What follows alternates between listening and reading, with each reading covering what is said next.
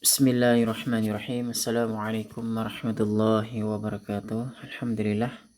Dan tạiបន្តនៅcái soal cái. Dan taសំណួរសួរlại. Ya apa na hukum ia kong nyu ubah sifat kyo mnyu ni như nên như mnyu chỉ nên mnyu âm đó nè. Jawab nyu hajai tay hong kal kong sahih. Ô thì hỏi lại cái này là e thì ấy còn nào ta làm là e nếu nhầm ta e còn tội làm gì ô thì hỏi lại e tay không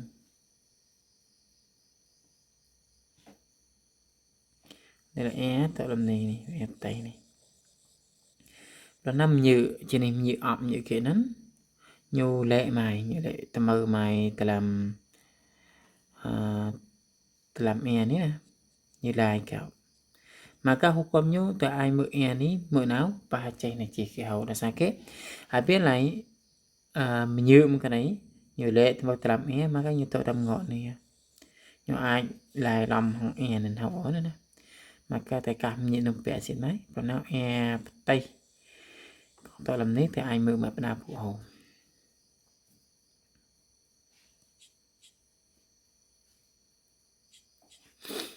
nên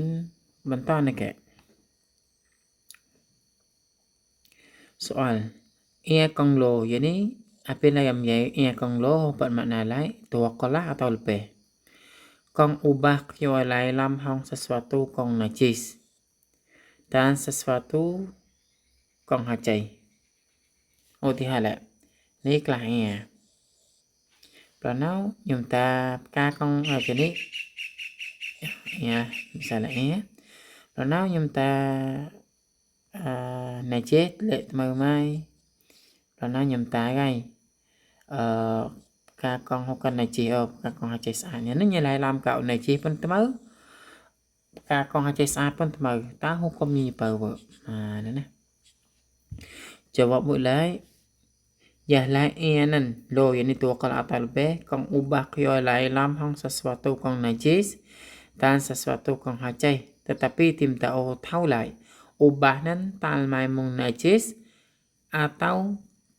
hajai maka terap nampak hukum nyu asalnya nan tetap hajai dan ai pa hajai hau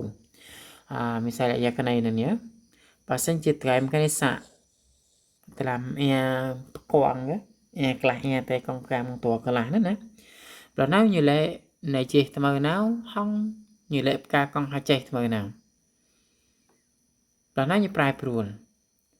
hãy biết là như prai pruol gì đến tại họ thao ô lại chả prai pruol ní không sẽ bậm này chị mờ